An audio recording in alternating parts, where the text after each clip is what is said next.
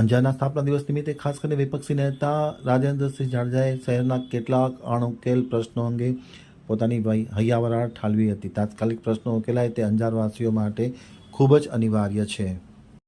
હવે જોઈએ ગાંધીધામ આમતક ન્યૂઝ બ્યુરોનો એક વિસ્તૃત અહેવાલ। અંજાર શહેરના સ્થાપના દિવસ નિમિત્તે અંજાર નગરપાલિકાના વિરોધ પક્ષના નેતા રાજેન્દ્રસિંહ જાડેજા દ્વારા સોશિયલ મીડિયામાં વિડીયો વાયરલ કરી શહેરની ઘણા વર્ષથી યથાવત સમસ્યા ઉજાગર કરવામાં આવી હતી। આજે ઐતિહાસિક સ્થાપના દિવસ નિમિત્તે પોતાની હૈયાવરાળ ઠાલવી હતી। ખાસ કરીને 2 પોલીસ મથક બનાવવા જોઈએ। હાલમાં એક જ પોલીસ મથક હોય અને સ્ટાફની ઉણપ છે। કચ્છમાં સરકારી શાળામાં સ્ટાફની પણ ઘટ છે।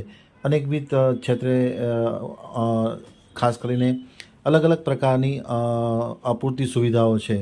લાઇબ્રેરીમાં પણ પૂરતા સાધનો નથી। વિપક્ષી નેતા હોવા છતાં લાઇબ્રેરીમાં 3 મહિનાથી ખુરશીની વ્યવસ્થા કરી આપી છે। ખરેખર તો કામ સત્તા પક્ષનું છે, પરંતુ તેમને કરી આપી છે।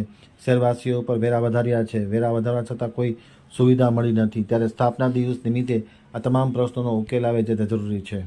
નમસ્તે, હું રાજેન્દ્રસિંહ જાડેજા, વિરોધ પક્ષ નેતા અંજાર નગરપાલિકા। અંજાર શહેરના સ્થાપના દિવસની અંજારવાસીઓને ખૂબ ખૂબ શુભકામના। આજે આ વિડીયોના મારફતે અંજાર શહેરની અમુક સમસ્યાઓ જે વર્ષો જૂની છે એ આપની સમક્ષ ઉજાગર કરું છું। એક તો અંજાર નગરપાલિકાને અવર્ગની બનાવવાની। અવર્ગની નગરપાલિકા બને તો અંજારની જે પણ સરકાર દ્વારા ગ્રાન્ટ મળે છે એ દોઢી ગ્રાન્ટ થઈ જાય અને વિવિધ સુવિધાઓ ઊભી થાય, જેમ કે સિટી રાઇડ બસ છે, 2 પોલીસ સ્ટેશન છે।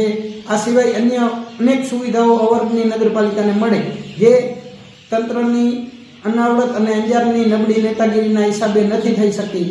તો આપ સૌને વિનંતી, આ વિડીયોને વધુમાં વધુ શેર કરો અને તંત્રની આંખ ખોલાવો, જેથી કરીને આપણને અવર્ગની નગરપાલિકા મળે।